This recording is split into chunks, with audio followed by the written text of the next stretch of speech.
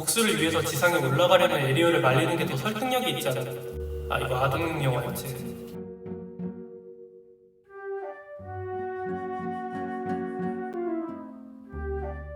오늘은 인어공주에 대해서 다뤄볼 건데요. 외모 문제를 크게 다루지 않고 위의 세 가지로 짧게 정리해보려고 합니다. 해당 작품에 대해 잘 설명된 이야기는 잘 정리되고 설명된 링크를 달아드리겠습니다. 바쁘신 분들은 타임라인 참고 부탁드립니다. 차별이 심하다는 의견은 위 두 명으로 당신들의 말을 부정할 수 있겠습니다. 이 둘은 현재 대한민국에서 가장 인기가 많은 흑인이고 차별은커녕 한국인들에게 많은 사랑을 받고 있거든요. 영화에 대한 대중들의 기대는 이런 이미지일 겁니다. 이런 이미지를 만든 건 디즈니였고 30년 동안 대중들에게 각인된 것도 이런 모습이었으니까요. 개봉 이후 이런 반응이 나오는 것은 당연한 걸지도 모릅니다. 어쩌면 어느 인종, 어느 외모든 간에 가타부타 이야기가 나올 수밖에 없었을 겁니다. 각자가 생각하는 현실의 인어공주의 모습이 다를 수밖에 없었던 만큼 디즈니가 각색이나 실사화보다 더 신경 써야 했던 건 30년 전 자신이 만들었던 캐릭터와 현재의 인어공주가 다른 이유를 일반 대중들, 그러니까 남녀노소 모두에게 납득시킬 수 있었어야 하고 이 배우였어야만 하는 정당성을 가졌어야 했다고 생각합니다. 인종이나 외모에 대한 분노가 지금보다 크지 않았던 건 디즈니라는 대중의 기대가 있었고 위와 같이 잘 재해석된 선례가 있었기 때문이니까요. 하지만 해당 작품에서 디즈니는 그 어떤 것도 설명하지 못하고 있습니다. 할리 베일리 양 말고는 누구도 이 역할을 할 수 없다는 걸 말이죠. 그 이유를 서사로 들던 아니면 그 모든 것을 압도하는 매력을 보여주던 영화로 설명을 했어야 했고 대중들이 납득하게 설계를 했어야 했습니다. 하지만 이 작품에서 할리 베일리 양의 에리얼은 다른 배우로 대체해도 무리가 없을 만큼 매력적인 캐릭터가 아니었습니다. 영화는 기술 자랑 이외에는 노력조차 하지 않았고요. 이는 하락한 민심에 더 불을 붙이는 이유가 되기도 했습니다.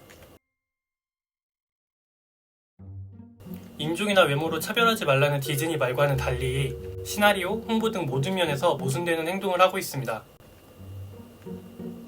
카브리에를 배경으로 작품이 각색되었죠. 배의 모양이나 원작의 시기로 보나 19세기 이전으로 시대를 유추해볼 수 있는데요. 백인의 스페인 억양의 브라이튼 왕이 딸들에게 각 해양을 관리하게 하고 있습니다. 그 와중에 동양계인이라는 서양인들 기준 인상이네. 그 시기는 대항해 시대이자 제국주의가 꿈튼 시기였고 카브리에 주변, 특히 쿠바 같은 경우 스페인의 식민지였습니다.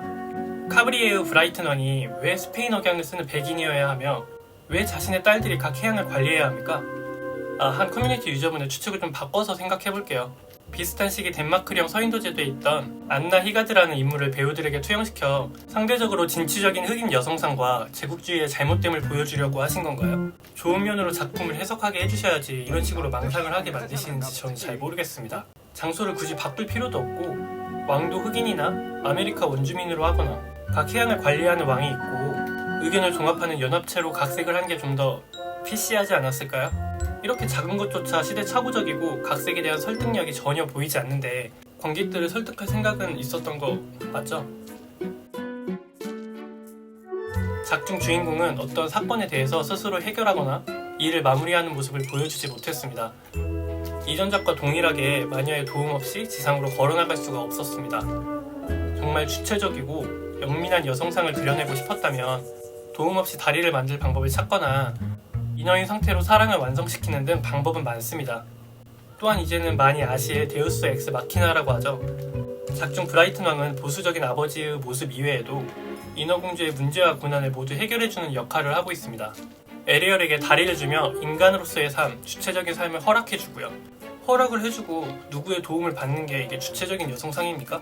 본인이 스스로 해결한 것도 없고 직접적인 변화를 만든 게 없는데요. 그리고 왜 아버지는 딸에게 항상 보수적이어야 하고 무언가를 증오해야 합니까? 인간들에게 아내를 이어서 복수를 위해서 지상에 올라가려는 에리얼을 말리는 게 더 설득력이 있지 않나. 이거 아동용 영화였지. 더 많은 모순이 있지만 잘 설명해주신 유튜버님의 영상 링크를 걸어드릴게요. 이렇게 몇 가지만 보더라도 시나리오를 각색했다고 하나 전혀 신선하지도 않고 납득할 수 없는 요소들이 많습니다. 또한 그들이 말하는 차별, 혐오를 바라보는 시선은 지극히 공감도 이해도 할 수 없는 본인들의 선택적인 시선임을 알 수 있죠. 다니엘 양의 홍보로도 잡음이 많았죠.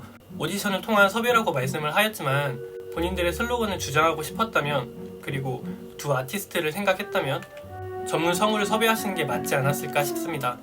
다니엘 양의 스타성과 이미지가 대중들에게 더 납득이 될 거라고 판단해서 선발하신 건 아니겠죠? 이를 두고 영리한 홍보 효과라고 말씀하시는 기자분도 계시던데 이건 영리한 선택이 아니라 영악하다고 하는 게 맞습니다. 사기라고 말씀하시는 분들도 계시고요. 디즈니나 일부 사람들은 단체나 힘, 그리고 자신의 가치관을 강요하지 말고 차별 혐오를 멈추고 다양성을 존중하라고 이야기하고 있습니다.